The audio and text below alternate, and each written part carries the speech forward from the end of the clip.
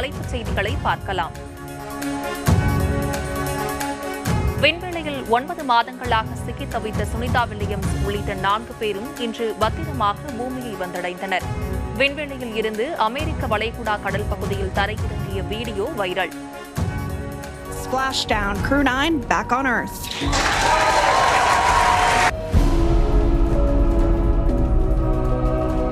That is none other than Sunny Williams.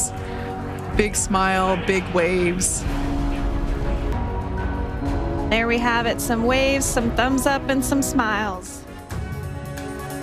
விண்வெளி மையத்தில் இருந்து நீண்ட பயணத்திற்கு பிறகு பாதுகாப்பாக பூமிக்கு திரும்பியது ஒரு குறிப்பிடத்தக்க சாதனை. விண்வெளி ஆராய்ச்சியில் சுனிதா வில்லியம்ஸின் நிபுணத்துவத்தை பயன்படுத்த இந்தியா விரும்புவதாக இஸ்ரோ கருத்து. பல்வேறு கோரிக்கைகளை நிறைவேற்றாததை கண்டித்து அரசு ஊழியர்கள், ஆசிரியர்கள் இன்று வேலைநிறுத்த போராட்டம் அறிவிப்பு. போராட்டத்தில் ஈடுபடும் அரசு ஊழியர்களுக்கு ஒரு நாள் ஊதியம் பிடித்தம் செய்யப்படும் என தமிழ்நாடு அரசு எச்சரிக்கை. நெல்லையில் ஓய்வு பெற்ற காவல்துறை அதிகாரி ஜாகிர் ஹுசேன் கொலை தொடர்பாக சட்டப்பேரவையில் சிறப்பு கவன ஈர்ப்பு தீர்மானம். உயிருக்கு அச்சுறுத்தல் இருப்பதாக காவல் நிலையத்தில் புகார் அளித்தும் கொல்லப்பட்டிருப்பதாக எதிர்க்கட்சித் தலைவர் எடப்பாடி பழனிசாமி கண்டனம்.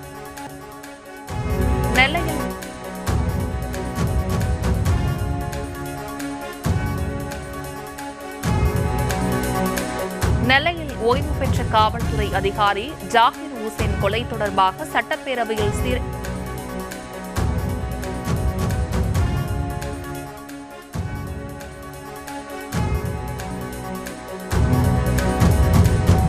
நெல்லையில் ஓய்வு பெற்ற காவல்துறை அதிகாரி ஜாகிர் ஹுசேன் கொலை தொடர்பாக சட்டப்பேரவையில் சிறப்பு கவன ஈர்ப்பு தீர்மானம்.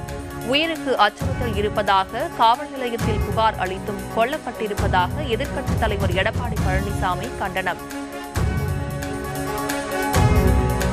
ஓய்வு பெற்ற காவல்துறை அதிகாரி கொலை சம்பவத்தில் சட்டத்தின் பிடியில் இருந்து யாரும் தப்பிக்க முடியாது. சட்டப்பேரவையில் எதிர்க்கட்சித் தலைவர் கொண்டு வந்த கவன ஈர்ப்பு தீர்மானத்தில் முதலமைச்சர் மு க ஸ்டாலின் பேச்சு.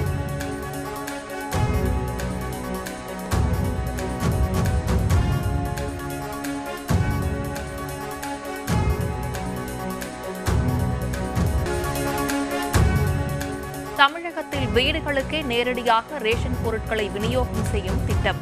அண்டை மாநிலங்களை ஆய்வு செய்து தமிழகத்தில் செயல்படுத்த நடவடிக்கை எடுக்கப்படும் என உணவுத்துறை அமைச்சர் சக்கரபாணி தகவல்.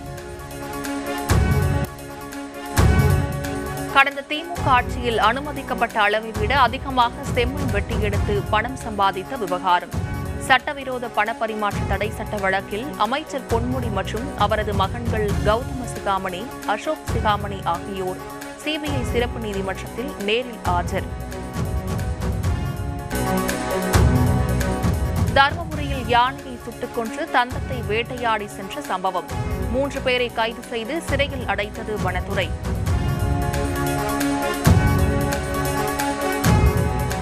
இலங்கையால் கைது செய்யப்பட்ட தமிழ்நாடு மீனவர்களை விடுவிக்க கோரி ராமேஸ்வரம் மீனவர்கள் இன்று ஒருநாள் அடையாள வேலை நிறுத்தம். மீனவர்களை தாயகம் அழைத்து வர இந்திய அரசு நடவடிக்கை எடுக்க வேண்டும் என கோரிக்கை.